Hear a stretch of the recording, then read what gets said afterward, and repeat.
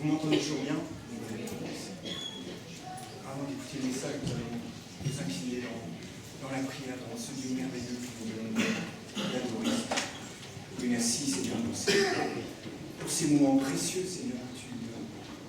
Seigneur, merci d'avoir ce libre accès dans ta présence. Merci d'avoir cette connexion avec toi, cette sainte connexion. Seigneur, tu es un Dieu merveilleux. Seigneur, je te prie maintenant que tu puisses croître et que je puisse diminuer, Seigneur, que ce soit vraiment ta parole qui puisse écouter ce matin. Non pas la parole d'un homme, mais la parole de Dieu. La parole telle que tu veux que nous l'entendions. Amen. Alors nous allons prendre un texte qui va s'afficher. Luc chapitre 3.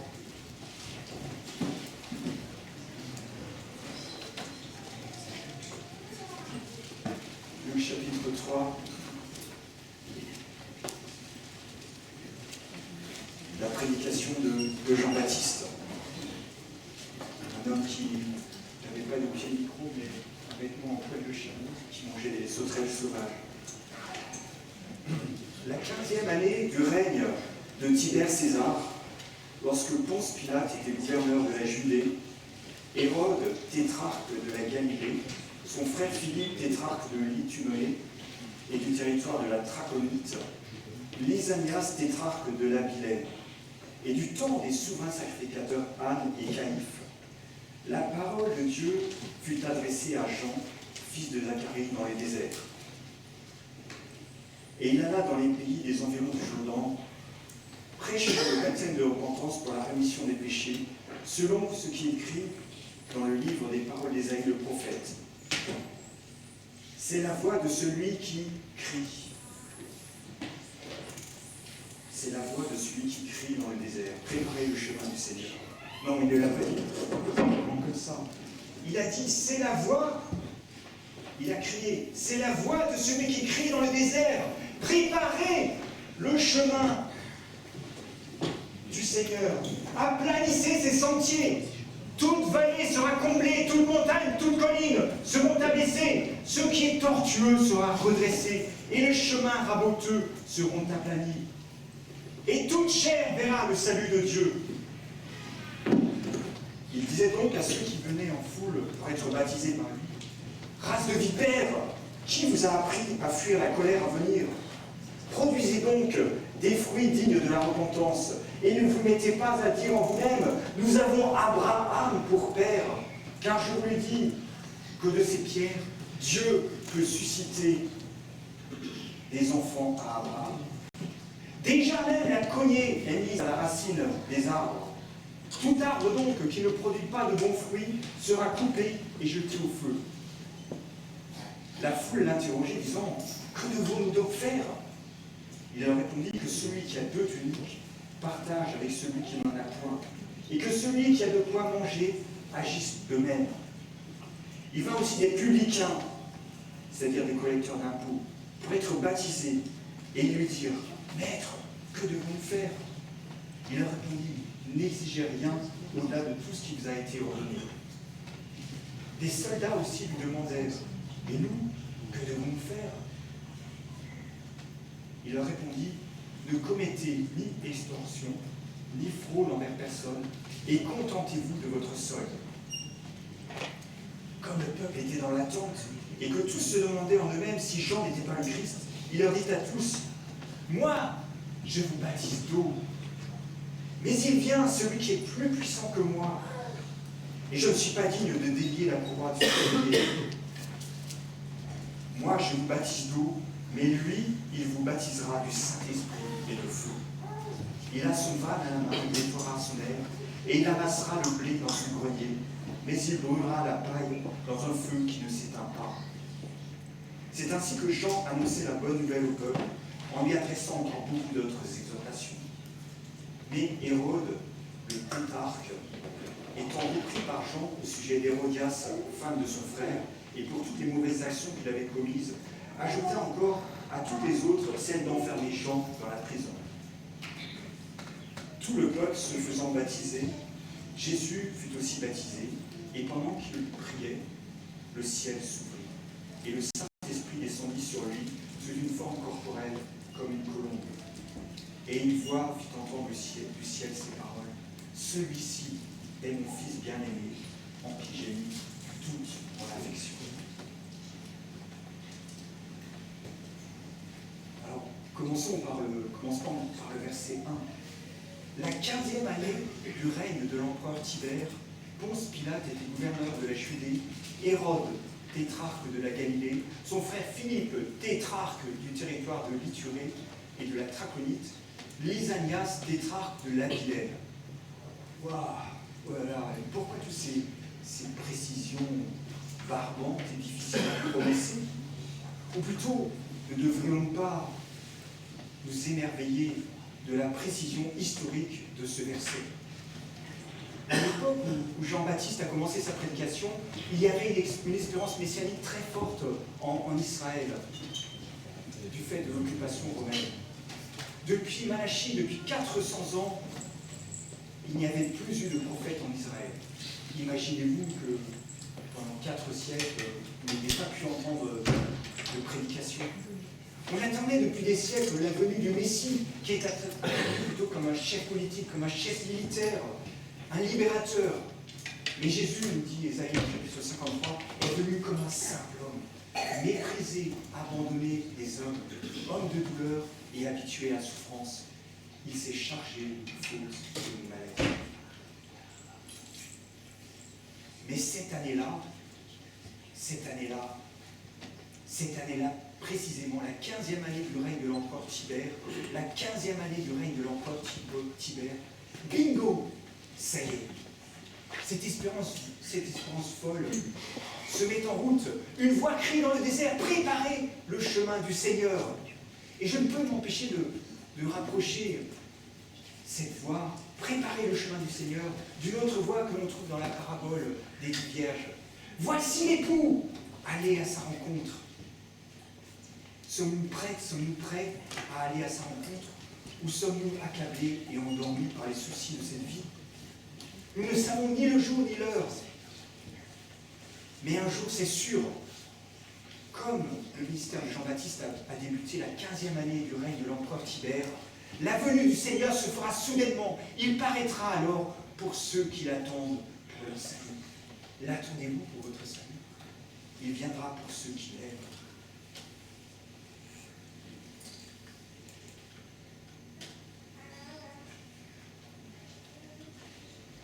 La 15e année du règne de l'empereur Tibère, lorsque les temps ont été accomplis, Dieu a envoyé son Fils, né d'une femme, né sous la loi.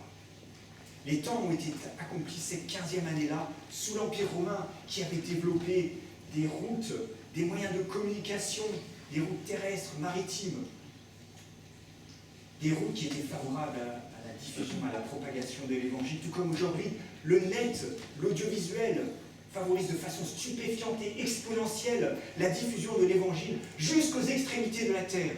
L'Évangile sera prêché jusqu'aux extrémités de la terre pour servir de témoignage à toutes les nations, alors viendra la fin. Et aujourd'hui, plus personne, presque, ne peut dire « je n'ai jamais entendu parler de Jésus-Christ ».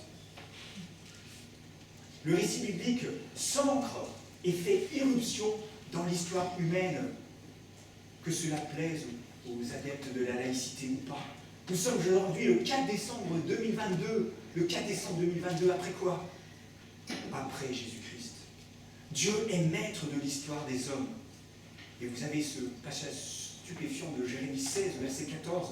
Les jours viennent, dit l'Éternel, où l'on ne dira plus l'Éternel vivant, lui qui a fait monter du pays d'Égypte les enfants d'Israël. Mais on dira, l'Éternel est vivant, lui qui a fait monter les enfants d'Israël du pays du Septentrion et de tous les pays où il les avait chassés. Je les ramènerai dans leur pays que j'avais donné à leur père. Une prophétie vieille de 2667 ans qui s'est accomplie contre toute attente en 1947. Pourrait-on calculer la probabilité pour qu'une telle prophétie s'accomplisse? Incroyable. La 15e année du règne de l'empereur Tibère, Ponce Pilate était gouverneur de la Judée. Sir William Ramsay était un archéologue de la fin du 19e siècle. Ramsay se montrait sceptique par rapport à l'historicité de Luc et du récit du livre des Actes. Et il se mit à l'œuvre pour la réfuter. Après avoir durant de nombreuses années examiné avec soin toutes les preuves archéologiques, Ramsay en arriva à une conclusion déconcertante. Il en vint à admettre qu'il y avait tout lieu de placer l'auteur du livre des Actes, c'est-à-dire Luc, qui a aussi écrit l'évangile de Luc, parmi les historiens de tout premier rang. Et jusqu'en 1961, on ne connaissait l'existence de Ponce Pilate que par les récits des historiens juifs et romains, mais on n'avait aucune preuve matérielle, entre guillemets, de son existence, jusqu'au jour où on a découvert cette pierre où figure son nom. Et c'est la diapo qui va nous être projetée, j'espère que je ne suis pas devant. On n'avait aucune preuve matérielle de l'existence de Ponce Pilate. Jusqu'à 1961, on a découvert cette pierre, où on peut lire, c'est écrit en latin, Ponce Pilate, préfet de Judée. Ici, c'est mieux, n'est-ce pas? C'est plus passionnant qu'un film de science-fiction. Jésus a dit, ta parole est la vérité. La parole de Dieu n'est pas une fable habilement conçue par des hommes. On se moque souvent des chrétiens, mais nous ne devons pas avoir honte. Parce que pour être athée, il faut avoir beaucoup de foi. Pour être athée, on peut afficher la diapositive suivante. Pour être athée, et si tu es athée ce matin, il faut beaucoup de foi. Pour être athée, il faudrait que je croie que rien n'a tout créé. Que la matière inerte a créé la vie. La coïncidence aléatoire a produit l'extrême précision. Le chaos a produit l'ordre. Ça nécessite une foi incroyablement irrationnelle. Donc nous n'avons pas à avoir honte d'être chrétien et de prêcher l'évangile que nous prêchons. La 15e année du règne de l'empereur Tibère, Ponce Pilate était gouverneur, Hérode tétrarque, son frère Philippe également tétrarque, Lysanias tétrarque de la Pilène. Oui, cette année-là, il y avait beaucoup de monde, et même du beau monde. Mais attendez, il y a encore la suite. Oui, il y avait l'empereur, il y avait le gouverneur, il y avait 3 tétrarques. Mais attendez, il y a encore la suite, le verset 2. Anne et Caïphe étaient grands prêtres. Il y avait même 2 grands prêtres. C'est alors, cette année-là, que la parole de Dieu fut adressée à Jean, fils de Zacharie dans le désert. À qui la parole de Dieu est-elle adressée? Par qui cette parole va-t-elle être annoncée? Dieu va-t-il parler à travers de l'empereur? Dieu va-t-il parler par Ponce Pilate? Dieu va-t-il parler par Philippe ou Lysanias qui étaient des gouverneurs du territoire? Et quel beau monde aujourd'hui s'exprime dans les médias, BFM, en boucle, France Info. Effectivement, les autorités ont été instituées par Dieu pour exercer la vengeance et punir celui qui fait le mal. Et nous devons les respecter. Mais si vous écoutez BFM en boucle, si vous écoutez les politiciens, eh bien, vous allez devenir des survivalistes. Vous allez vous retrancher dans la crainte et faire des stocks de papier WC, de faire des stocks de plomb, de 100 plomb 195, des stocks d'iode. Alerte info, alerte neige, alerte pénurie de moutarde. Dieu va confier sa parole, la parole de Dieu, la bonne nouvelle, à quelqu'un d'autre, à quelqu'un de son peuple. Et qui est son peuple? Est-ce qu'il va la confier à un grand prêtre? Est-ce qu'il va la confier à un des 2 grands prêtres cette année-là? Ils étaient 2. Il y en avait un qui était officiellement en poste et l'autre qui l'assistait, Anne et Caïphe.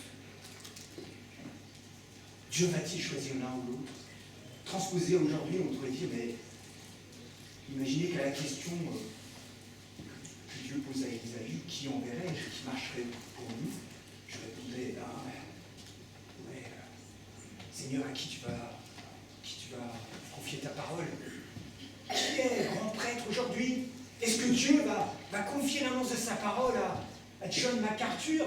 Est-ce qu'il va confier la prédication de sa parole, eh bien, à Rick Warren? Ou alors à Samuel Paterschmidt de Porte Ouverte News?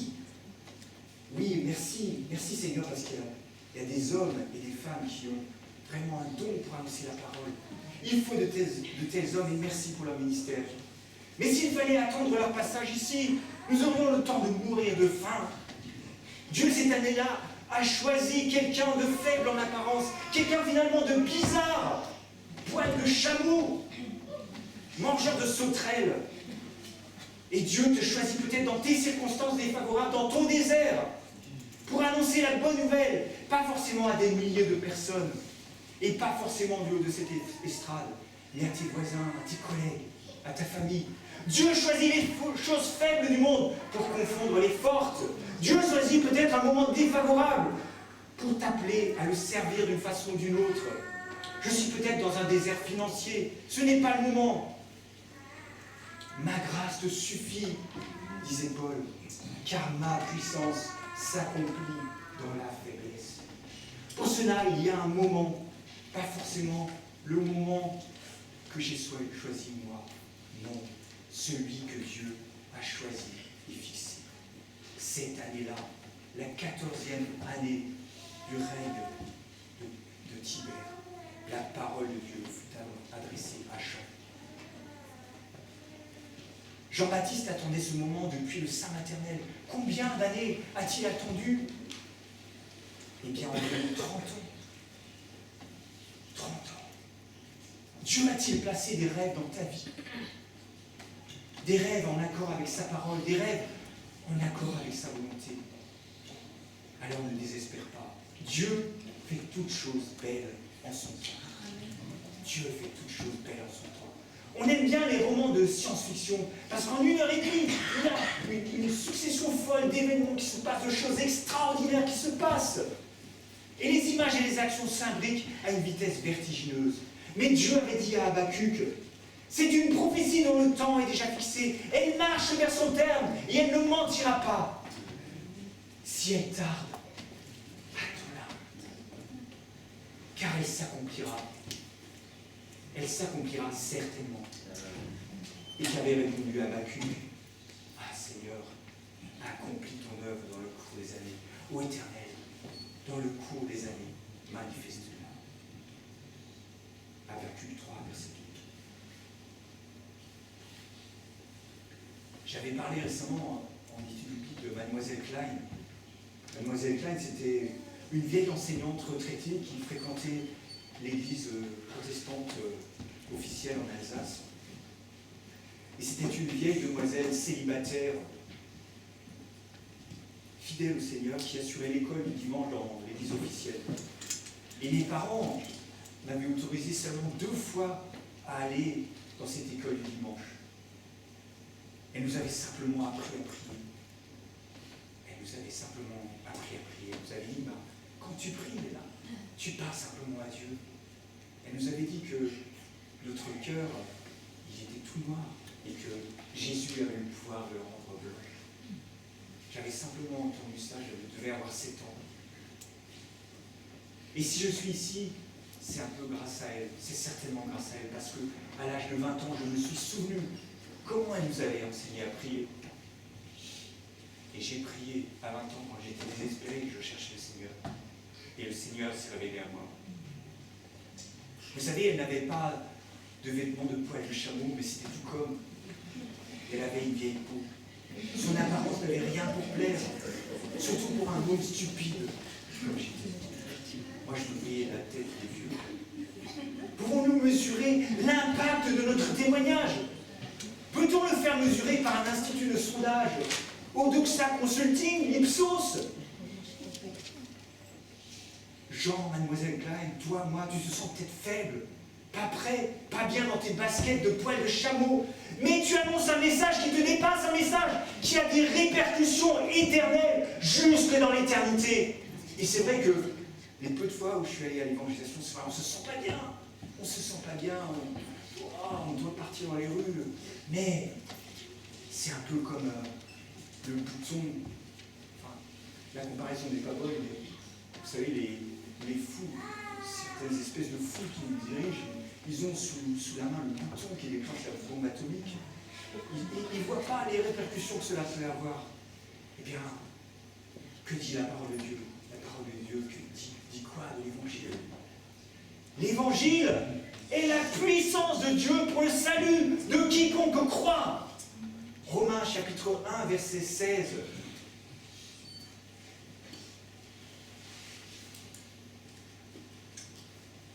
Alors là, je ne suis pas en train de vous dire que quand vous partez pour évangéliser, il faut que vous ayez des relents de rats morts derrière les amygdales. Non, si vous voulez. Jean est choisi en vêtements de poil de chameau. Il est aussi le fils de Zacharie, qui était un prêtre. Jean était lui aussi un prêtre et il n'avait rien à faire dans le désert au moment où il devait être dans le temple. Il était fils de Zacharie, qui était un prêtre. Il n'avait pas une grande foi, souvenez-vous. Il a douté de ce qu'il allait avoir un fils dans son âge avancé. Voilà, il n'est pas né dans des circonstances favorables, Jean. Mais quand Dieu fait une promesse, il la tient, quelles que soient les circonstances. Un désert ou un âge avancé, ou un père incrédule. Voici le message qu'il annonce. Un message qui a une portée qui le dépassait et qui nous dépasse. Si nous savions ce qui se passe derrière quand nous annonçons le message de l'Évangile. Je me rappelle quand, il y a quelques années, je venais de me convertir et j'avais annoncé l'Évangile à une amie qui s'appelait Babette. Et elle a été touchée par le message du Seigneur. Elle m'a dit, ça y est, j'ai été touchée par le Seigneur, j'ai prié, il m'a répondu. Et puis, quelques mois plus tard, elle a tout abandonné, elle a tout laissé. Et bien des années plus tard, avec elle, on était allé dans une église en Alsace et on a rencontré une femme qui m'a dit, est-ce que tu te souviens de Babette? Est-ce que tu te souviens de Babette? Je dis, bien sûr. Ben, c'était ma collègue de travail.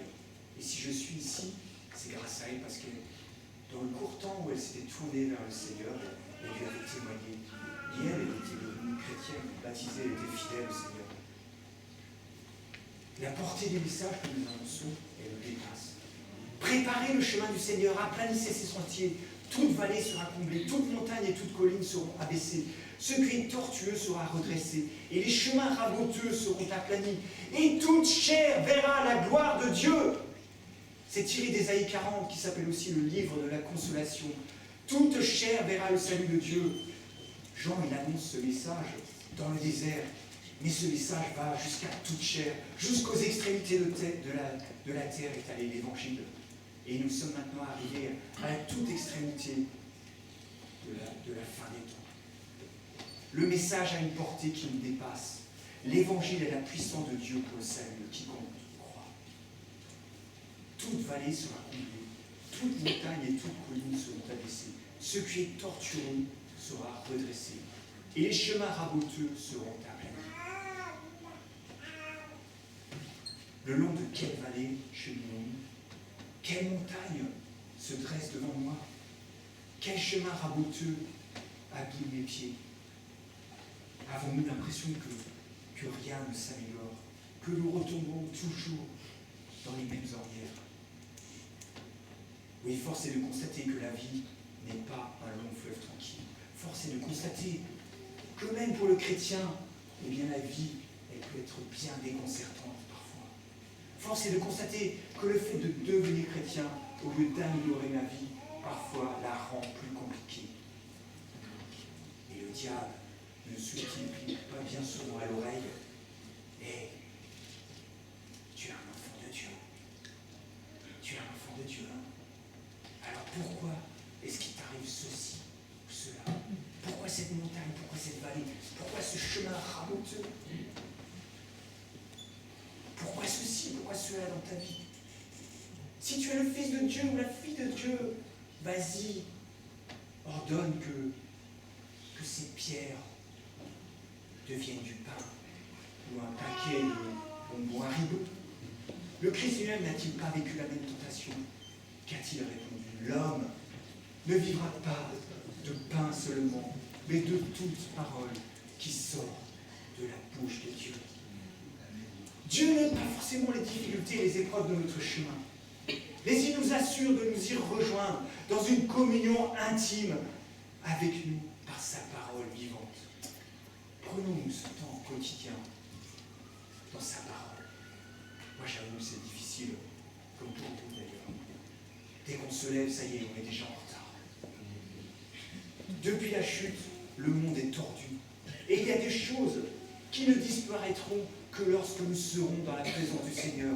Mais ce qui rend la vie encore plus tordue, c'est lorsque nous désobéissons délibérément au Seigneur.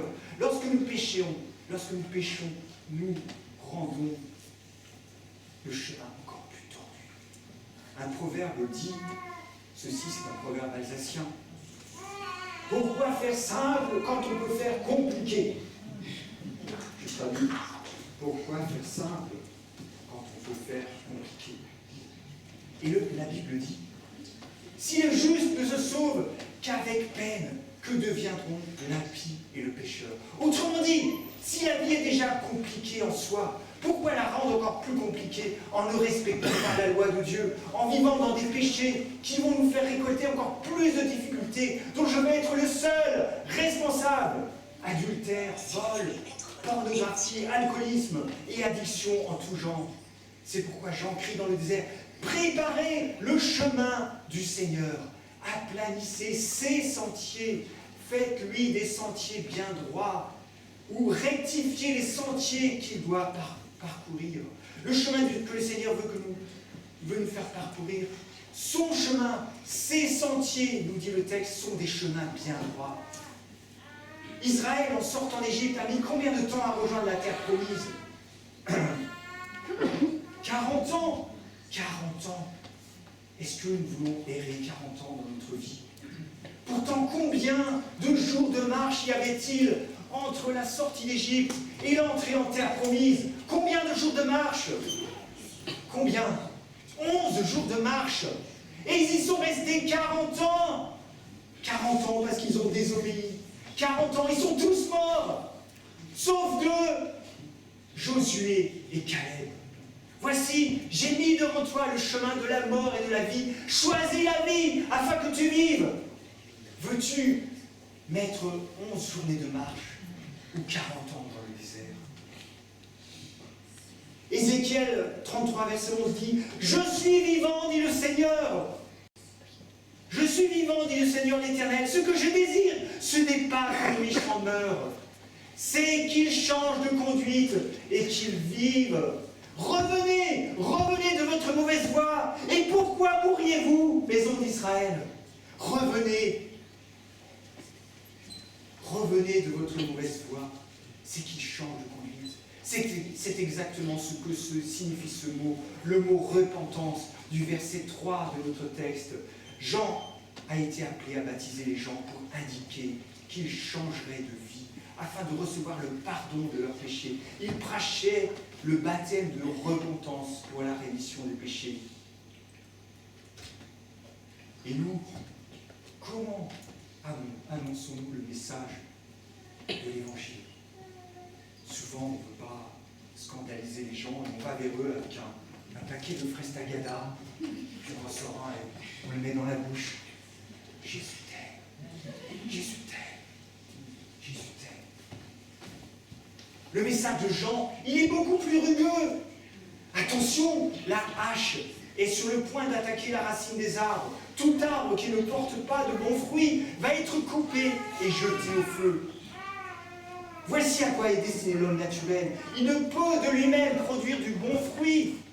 Même s'il est capable, l'être humain, de faire des belles choses, et il fait des belles choses, il est sous le coup d'une loi spirituelle qui s'appelle comment? La loi de la paix, la loi du péché et de la mort. Romains 8, verset 2. L'âme qui pêche, c'est celle qui mourra. Je suis né dans l'iniquité, ma mère m'a conçu dans le péché. C'est ce que dit David dans le psaume 51 lorsqu'il se repent.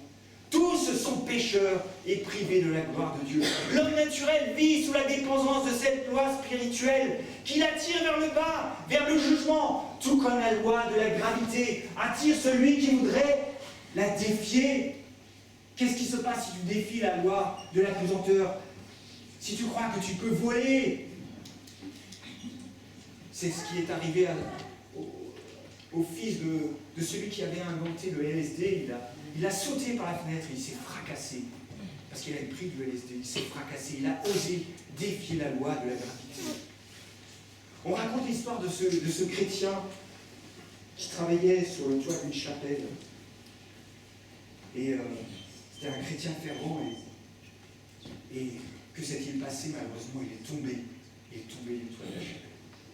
Et l'histoire raconte qu'au moment où il allait se fracasser les os sur le sol, eh bien un agneau était là.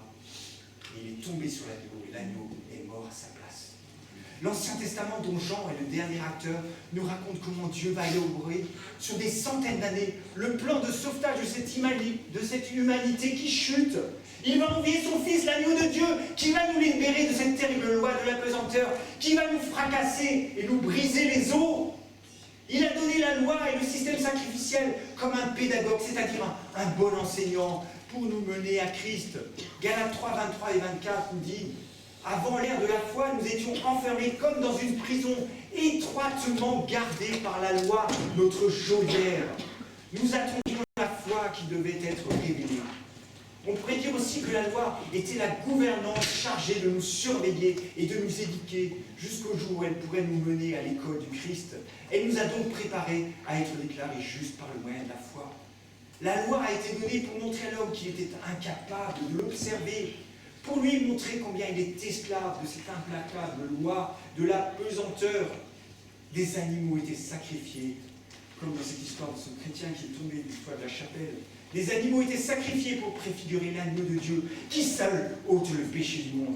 Cette loi était implacable, inviolable, comme l'accès à un site internet où tu veux avoir l'accès à ce site internet. Mais tu as perdu quoi? Tu as perdu ton identifiant, tu as perdu ton mot de passe. Mais qu'est-ce que tu vas faire? Comment est-ce que tu vas te connecter? Dans l'Ancien Testament, qu'est-ce qui faisait craquer la loi? Dans l'Ancien Testament, qu'est-ce qui craquait la loi? Qu'est-ce qui faisait craquer la loi comme le site internet auquel tu n'as plus accès? Qu'est-ce qui faisait craquer la loi? Qu'est-ce qui faisait craquer la loi? Qu'est-ce qui faisait craquer le cœur de Dieu et ne lui faisait pas appliquer à la lettre ses jugements? Qu'est-ce qui allait directement au cœur de Dieu?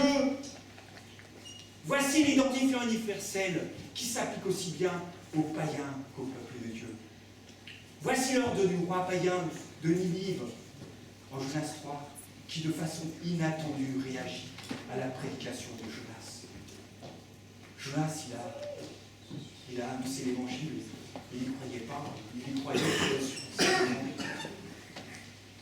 Voici ce que Jonas a pu, voici ce que le roi de Ninive, cette ville nazie, voici ce que le roi de Ninive a publié en réponse à la prédication de Jonas. Que les hommes et les bêtes soient couverts de sacs, qu'ils crient à Dieu avec force, et qu'ils reviennent tous de leur mauvaise voie et des actes de violence dont leurs mains sont coupables. Qui sait si Dieu ne reviendra pas et ne se repentira pas, et s'il ne renoncera pas à son ardente colère, en sorte que nous ne périssions pas? Dieu vit qu'ils agissaient ainsi et qu'ils revenaient de leur mauvaise voie. Alors Dieu se repentit du mal qu'il avait résolu de leur faire, et il ne le fit pas. Dieu vit qu'ils agissaient ainsi et qu'ils revenaient de leur mauvaise voie. Alors Dieu se repentit du mal qu'il avait résolu de leur faire, et il ne le fit pas.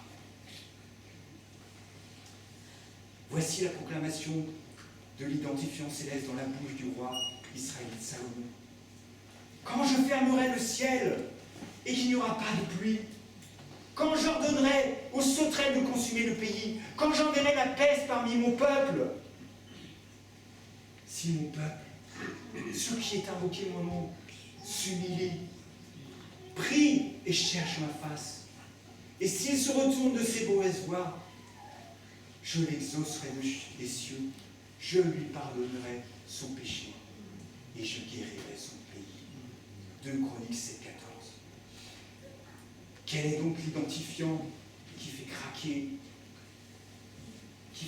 le cœur de Dieu? C'est la repentance qui est l'identifiant universel. Cette repentance Elle accourt aussi bien dans l'Ancien Testament que dans le Nouveau Testament.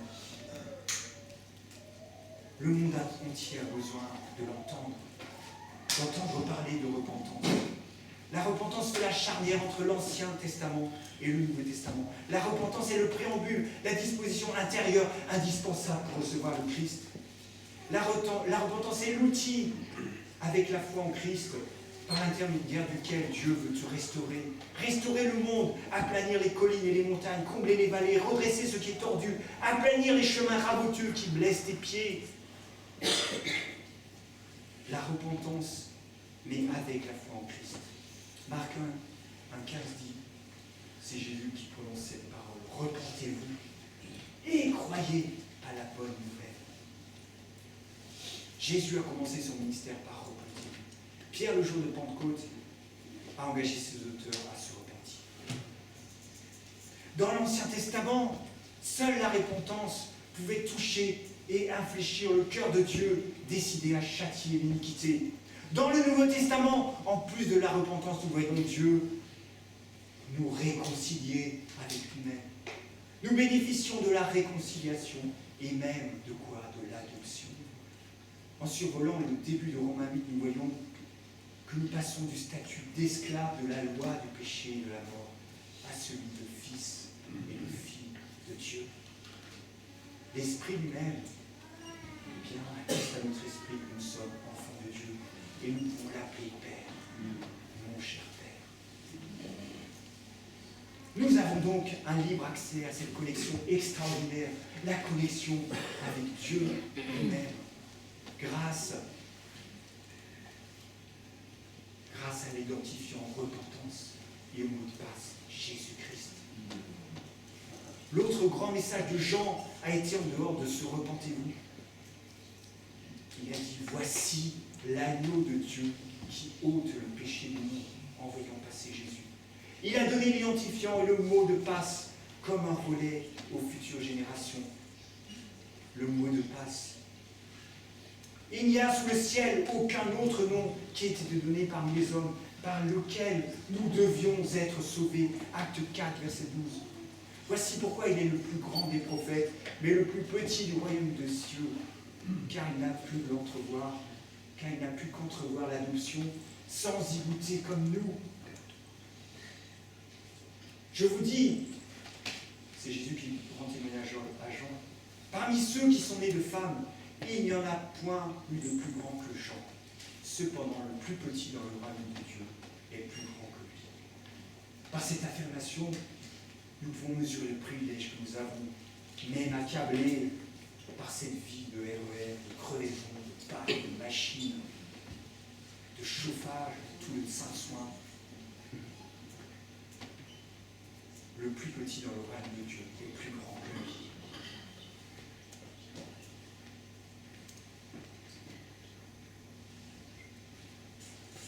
L'Ancien Testament n'aboutissait qu'à une constatation toute humaine, guidée par la loi et la conscience. Et cette constatation, c'est l'état de déchéance. Voilà à quoi aboutissait l'Ancien Testament. Je suis foutu, je suis condamné.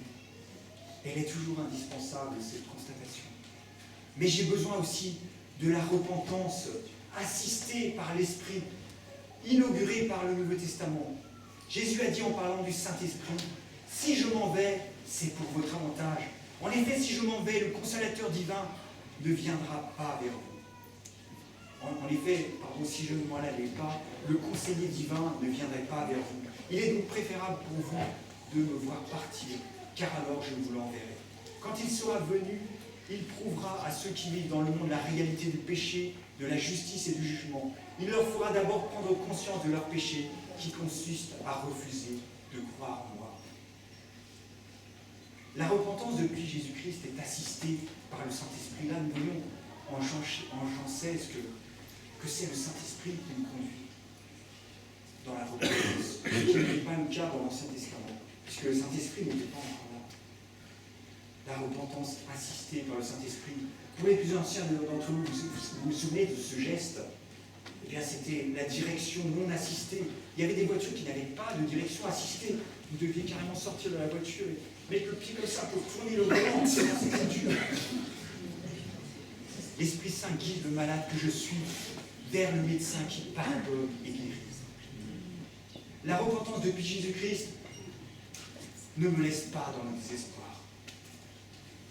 Convaincu que je suis malade, je ne suis plus condamné à errer dans les rues ou sur le net, à chercher un médecin qui me voudra bien me donner un rendez-vous dans les 3 semaines. Il est désormais disponible pour me recevoir en urgence.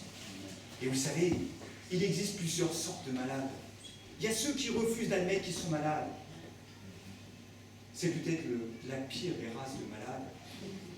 Il est pire que l'hypochondriaque, celui-là, parce qu'il finira toujours par lui arriver quelque chose. Il finira toujours par lui arriver quelque chose. Ceux qui sont dans le déni courent plus de risques. Ils finiront toujours par avoir un grave et brutal problème que la prévention en amont aurait pu éviter. Il y a ceux qui refusent donc d'admettre qu'ils sont malades.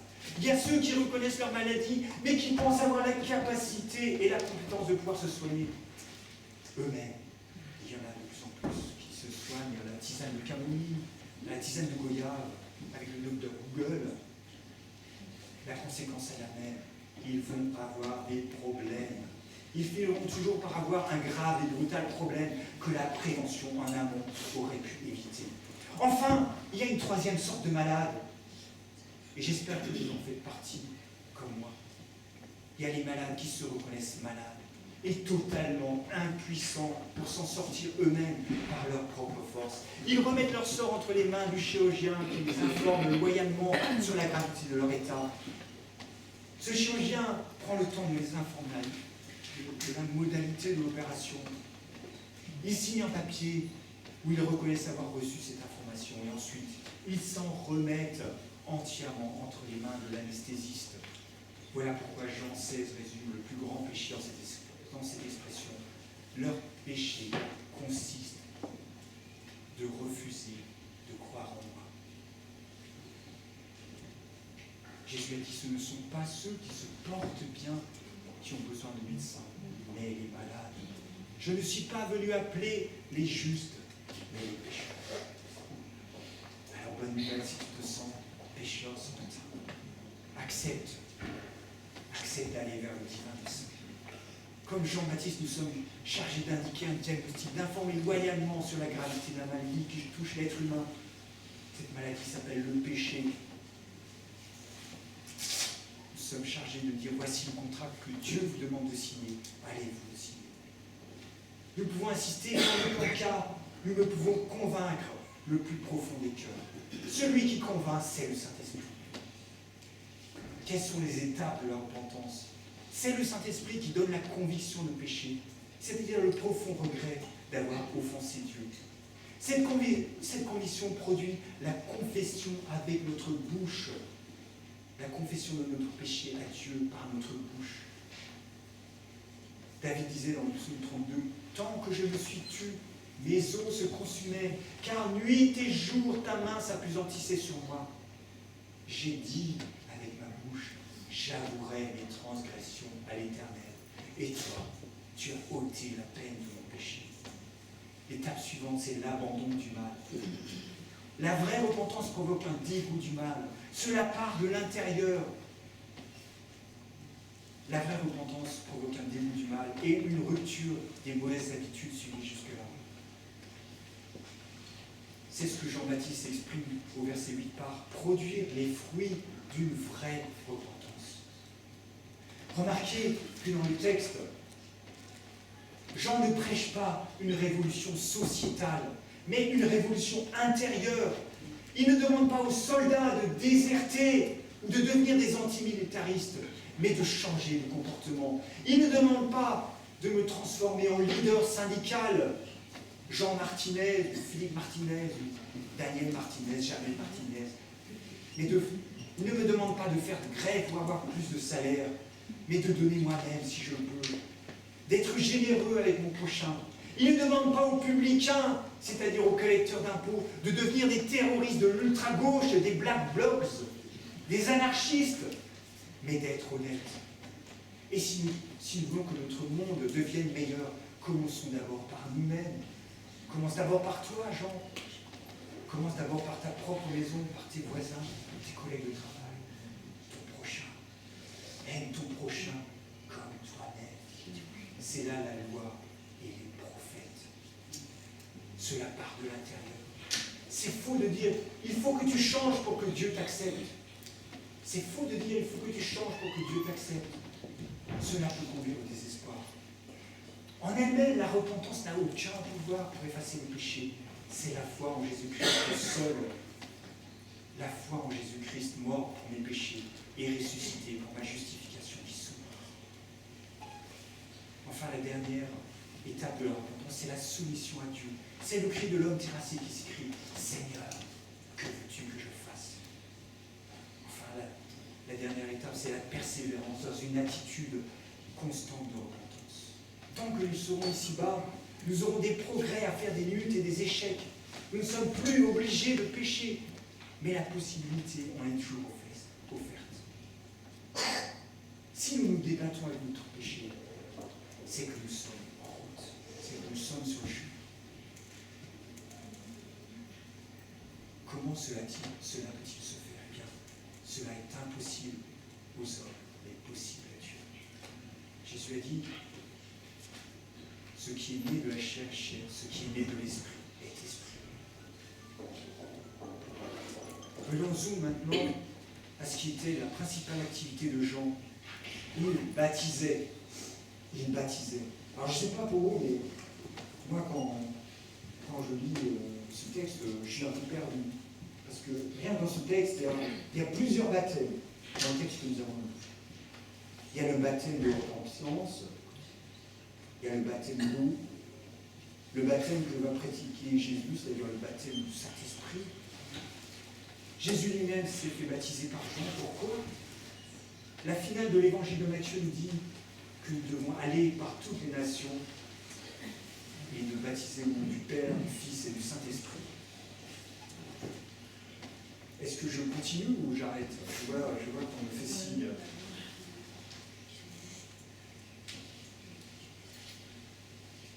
Ça tombe mal parce que c'est un peu compliqué. La semaine prochaine. Pardon? La semaine prochaine.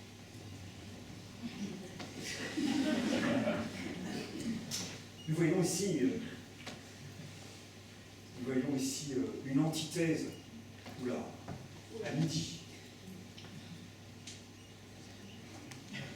Une antithèse entre le baptême d'eau et le baptême du Saint-Esprit. Moi, je vous baptise d'eau, mais lui, Jésus, vous baptisera du Saint-Esprit.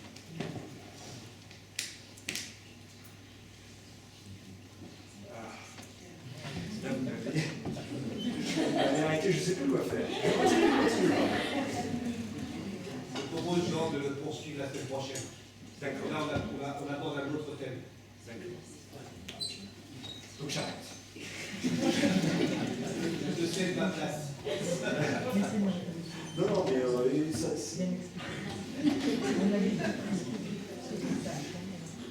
Merci, Jean. Oui, Seigneur, merci. Merci pour ta parole. Merci, Seigneur. Merci pour tout ce que tu veux faire dans nos vies, Seigneur. Merci pour cet identifiant que tu nous as laissé. Merci parce que tu ne nous as pas laissés seuls dans notre désespoir, mais avec l'identifiant, tu nous as donné le mot de passe. Seigneur, tu nous as donné le nom qui est au-dessus de tout nom, le nom de Jésus-Christ. Seigneur, dans les cieux et sur la terre, il est tout comme notre nom. Aucun nom qui soit plus grand. Un jour, tout genou fléchira et toute langue donnera la gloire à Dieu, à Jésus-Christ. Amen.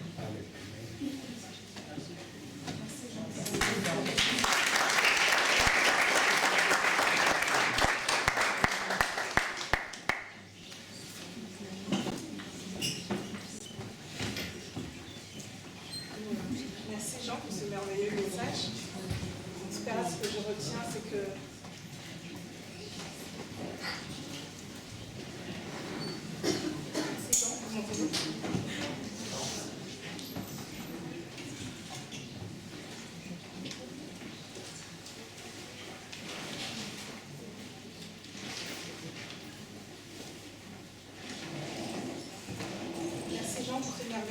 message. Ce que je retiens en particulier, c'est que il ne faut pas se sentir prêt pour servir Dieu. Il nous l'a tellement répété. Parce que souvent, quand on l'appelle bien, on se sent petit, incapable de servir ce grand Dieu, de représenter ce grand Dieu, mais il faut le faire avec zèle. Et c'est lui qui nous équipe. Lorsque nous répondons oui, c'est lui qui nous équipe. Et il nous a donné un identifiant très important, repentance. Et un mot de passe qu'il ne faut pas oublier, Jésus-Christ. En tout cas, merci Jean. Nous allons passer aux annonces. Pour les annonces, donc la semaine prochaine, mercredi prochain, donc le 7 décembre, nous avons le dernier groupe de maisons de l'année.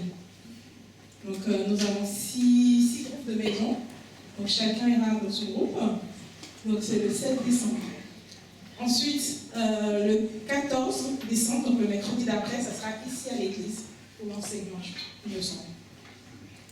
Et le 18 décembre, nous avons notre présentation de Noël, notre culte de Noël, où nous aurons une présentation des enfants et des jeunes également. Donc, venez nombreux, ça sera vraiment super.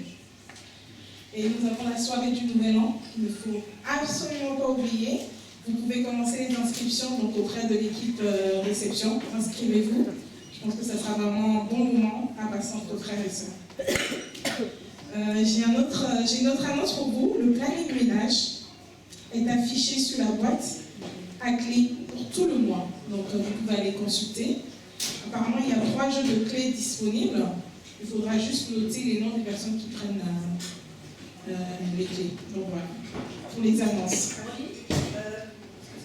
Une autre annonce, pensez à venir récupérer vos commandes en librairie, ceux qui ont commandé les calendriers et les livres. Voilà, tout est arrivé. Merci. Très bien. Nous allons accueillir les personnes qui viennent pour la première fois, comme habituellement. Si vous venez pour la première fois, vous pouvez vous lever la main, vous pouvez vous mettre debout. On se fera un plaisir de vous accueillir. Bonjour. D'accord, vous pouvez dire votre nom et d'où vous venez. Il sera une joie de vous accueillir. Fatima. De Creil, d'accord. Waouh. On a Fatima de Creil.